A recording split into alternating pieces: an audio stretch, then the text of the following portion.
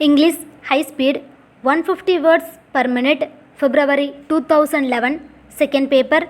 Get ready. 5 seconds. Start. Speaking on the budget in the State Legislative Assembly, an honorable member said, Mr. Speaker, sir, in the first place, I would like to say a few words on the taxation proposals of the government. It is said that the government proposed to levy a surcharge on passengers travelling by buses. I suggest that it should be modified. First of all, there should be no big taxation on passenger. It will be an indirect taxation on the passengers if we require the owners to pay taxes because they will pass on the tax to the passengers. I would like to point out that the passengers are already paying heavy rates, particularly in the areas where there is no rail communication.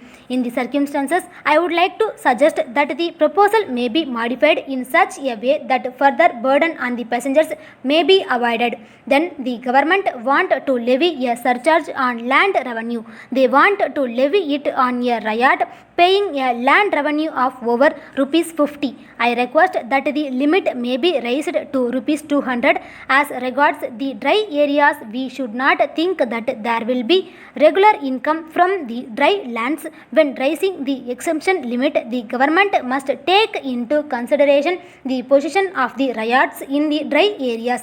In this connection, I would suggest that the government may also consider the question of levying taxes on producers of commercial crops, particularly tobacco. On this occasion, I want to point out that minor irrigation schemes have to be attended to immediately, as it will help increase food protection. Then I am glad that the government have given certain concessions to teachers in aided schools. It is really a good gesture on the part of the government. At the same time, I suggest that these concessions may be extended also to the other employees of the institutions. In this connection, it is necessary to point out that some of these employees get less pay than the teachers themselves. So I request that the same concessions which are given to the teachers may be given to the other members of the staff also. Next, I wish to say that in the present budget there is an expenditure of rupees 64 crores, but only a very small sum has been set apart for the handloom industry. Of course, I am thankful to the Finance Minister for devoting nearly one page of his budget speech to the handloom industry. We are from time to time assured by the governments, both central and state, that they would safeguard the interests of the cottage industries which are providing employment to a large section of people. It is admitted by all that the handloom industry can provide employment to millions of people in the country if the government are sincere in their attempt to give protection to the industry. While granting loans under the State Aid to Industries Act, the government have been giving several crores of rupees to the large-scale mechanized industries which are unable to provide employment even to a lakh of people. But the handloom industry has not received much financial help under this act. I request that the government may reconsider the whole thing and see that the cottage industries also get adequate financial help from the government under the State Aid to Industries Act.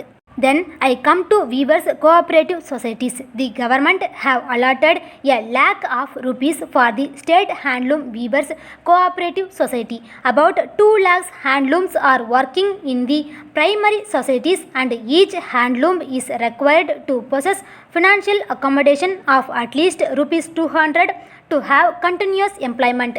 But the government have come forward with only 1 lakh of rupees.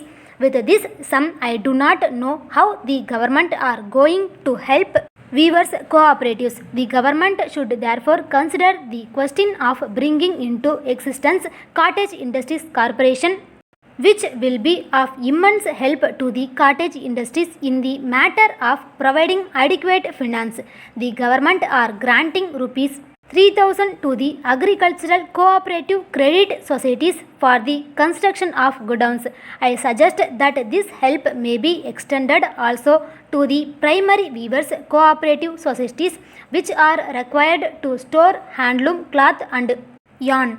In order to help handloom weavers, I would like to suggest that the supervision fee now laid on handloom weavers cooperative societies may be removed.